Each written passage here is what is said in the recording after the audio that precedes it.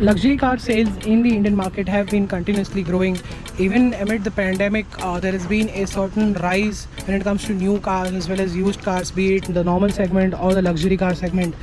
JLR has been playing a critical role in getting their sales up, and this is one of their most important models. This is what the 3 Series is to the BMW, what E-Class is to the Mercedes, and what the Audi A4 is to Audi.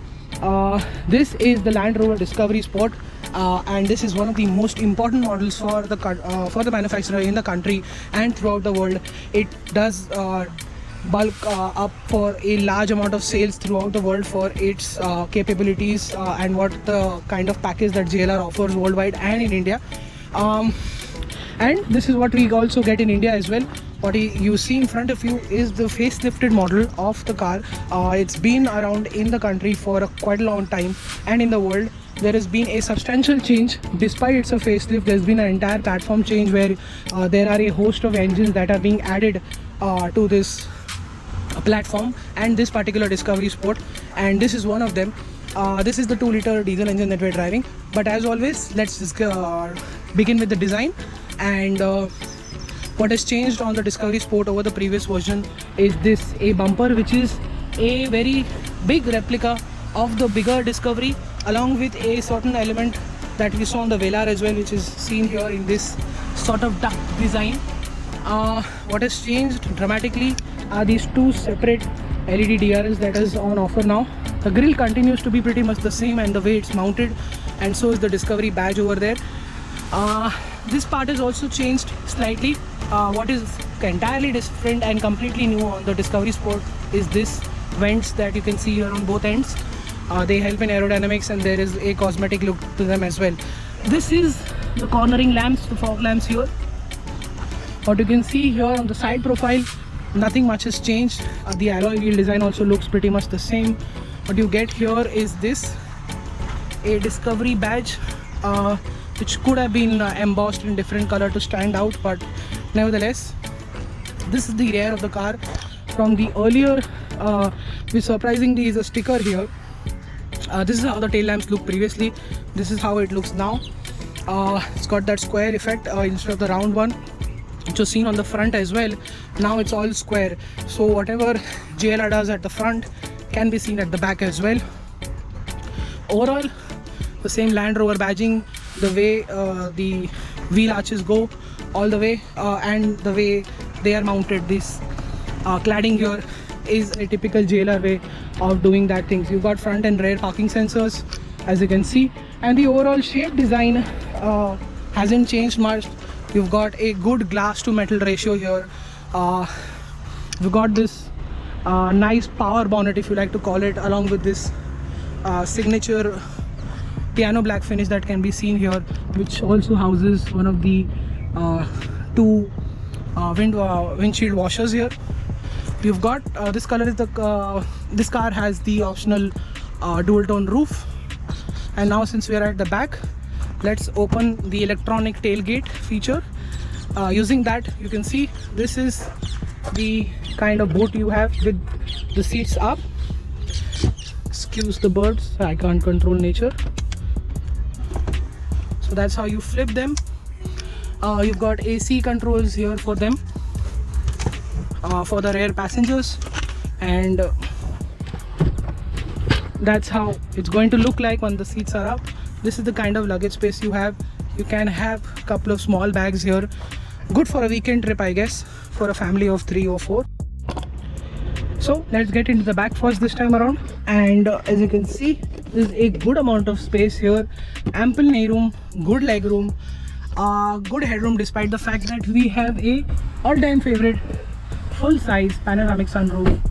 That's what the Indian customers look forward to every single time nowadays with their premium luxury or normal SUVs or even normal cars as well. Very comfortable place to stay in. These seats have manual adjust here. This is the S variant, so you get manual adjustable levers to make more space in the front and the back, so the rear passengers can be comfortable.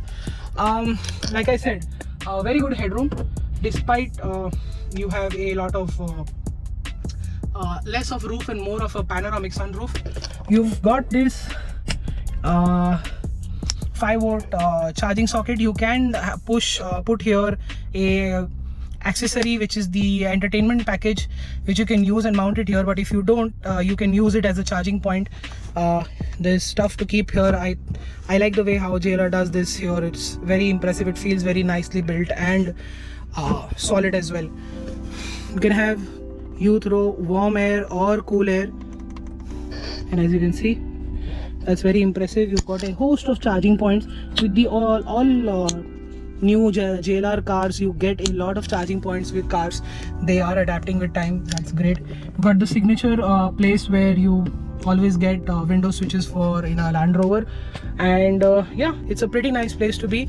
Underside support could have been better, but I guess the amount of knee room that you have, this will make taller passengers comfortable as well.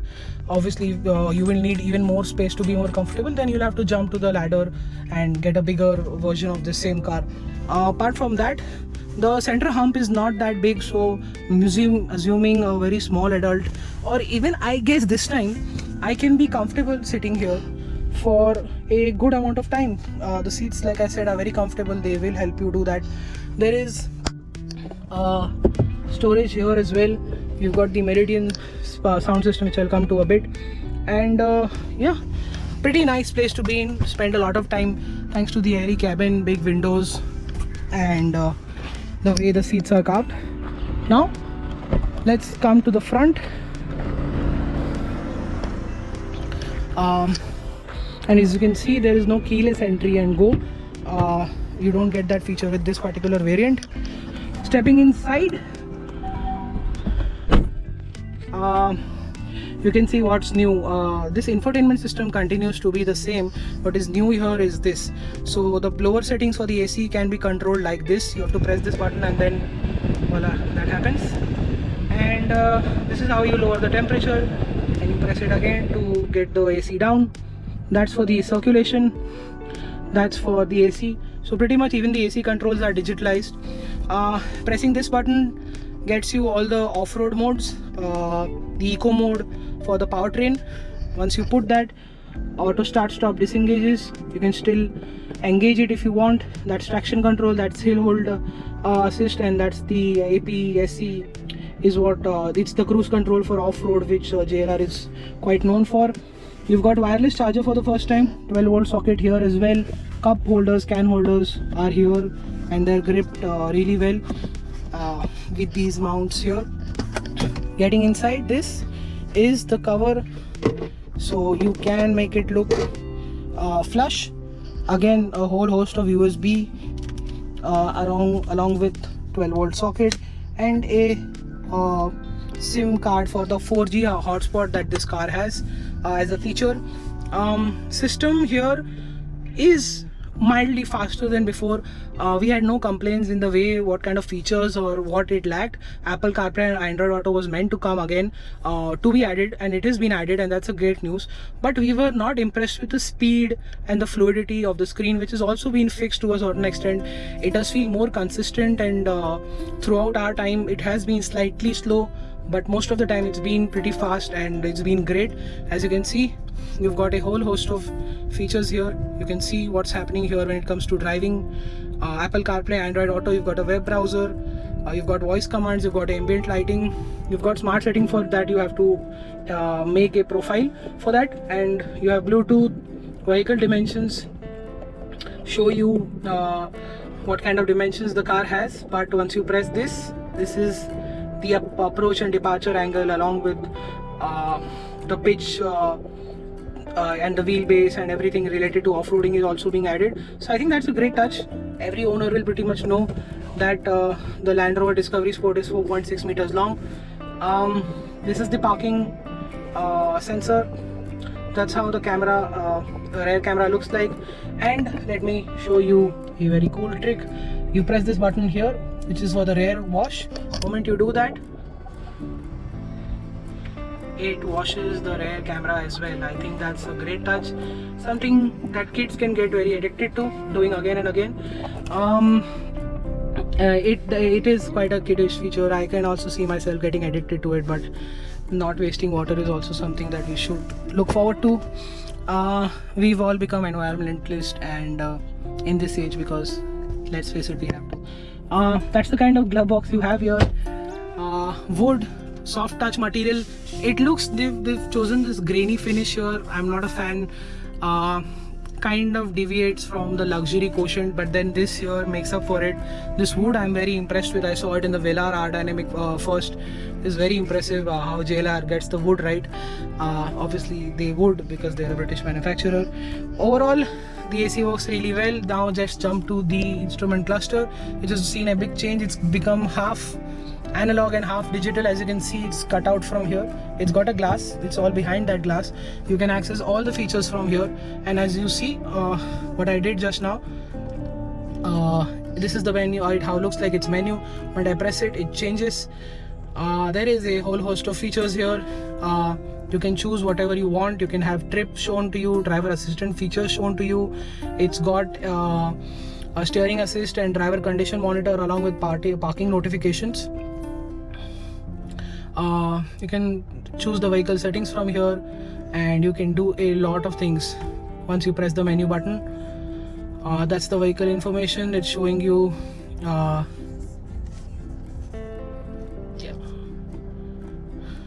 tire pressure, TPMS warning, and what you can do here is once you press this road looking button, it engages the lane departure warning. This is the speed you can limit the car to.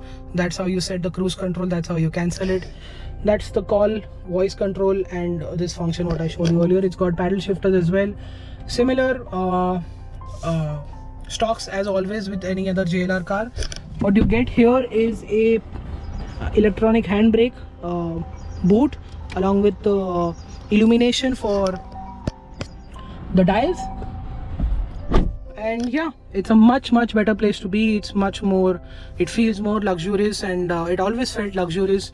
That's been also up by a certain margin. The infotainment system here is received a much needed update.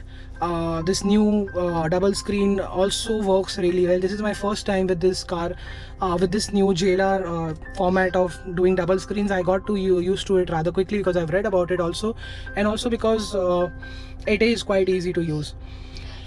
Overall, I showed you a lot about this car, and now let's jump to the driving part. So what we're driving here is the 2-liter diesel engine with 180 PS of power for 30 Newton meters of torque. It's mated to a 9-speed automatic transmission, and it does 0 to 100 in around 8 to 9 seconds, which is slightly slow. But for a car of this size, for the car capabilities on offer, I think that's very impressive. What you also get is all-wheel drive, and like I said, those off-road modes that you can select from. We all know the Discovery Sport can do a lot of off-roading. It is one of the most iconic cars in its stable in a very long time. That has been capable of doing off-roading. No JLR Land Rover SUV leaves without passing the off-roading test back at home, and it does that really well. But what is a big surprise, as always, is how the body roll is kept in check with this SUV. The suspension, the ride quality deserves a special mention here, because the ride is absolutely fantastic for our roads. Even the Jaguar cars have been impressive. The Land Rover SUVs are getting also even better in their own way. The ride quality is phenomenal. You don't feel like you're driving a big bulky SUV. It's not very stiff, it's not overly soft. You can push it through the corners. There is body roll which is extremely well contained. It's almost entirely well contained in the way when you take a corner very hard, you will realize that how confidently the car is doing that, and how easily the car is able to do that. Steering, it's got a lot of weight, a lot of precision for sure, and it is light enough for city duties and parking speed, and while parking as well. The brakes, very good, very impressive. JLR has jumped to Michelin tires. This is the first time I'm test driving the JLR car with a Michelin's set of tires. I always believe in them, and they have not let me down this time yet again. They are very impressive indeed. Good grip while braking, while turning, and They inspire a lot of confidence. At the same time, they also provide a lot of fuel economy. JLR engines also have been known for this. Is the engineer motor. They're known for being quite efficient. This is also quite efficient, as always. It's delivering around 11 to 12 kilometers per liter, and 13 to 14 on the highway is possible, maybe more if you keep it under 120 kilometers an hour. But what is something we are still not a fan of is how the engine behaves. Well, the lumpiness, it's gone now. What we used the term last till we had the BS4 motors. It's now much more linear, much more smooth. The engine loves to rev, and but it does feel kind of heavy. It does feel, the engine does feel end up heavy, also because the gearbox is slow. When you want to make a move, the gearbox does take a second or so, which is quite a long time. Trust me, when you ask for it and it delivers after, let's say, 1 or 2 seconds, I think JLR needs to up that.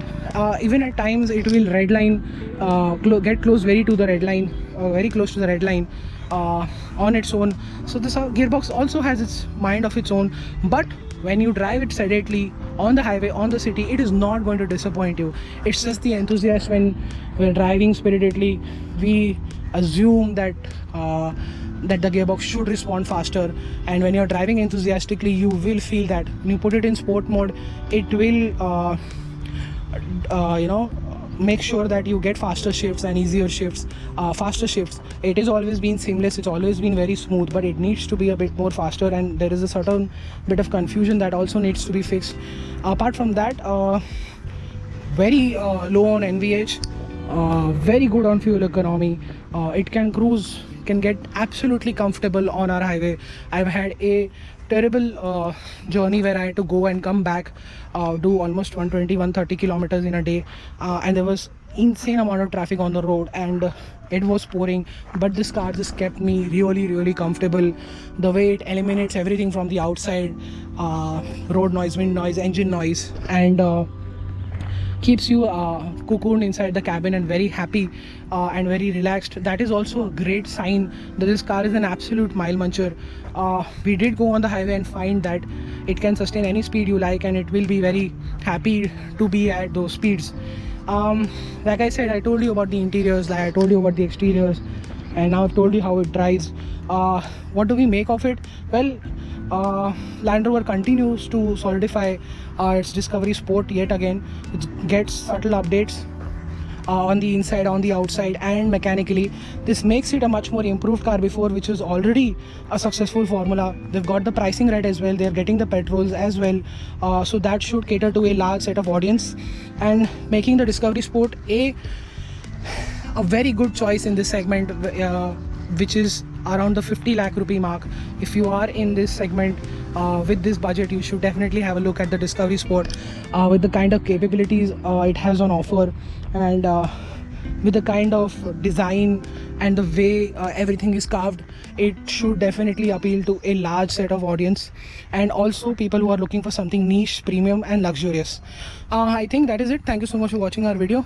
Make sure you like, share and subscribe to our channel, and still want to ask us something in the section, put it in the comment section below. And thank you so much for watching. See you next time. Bye.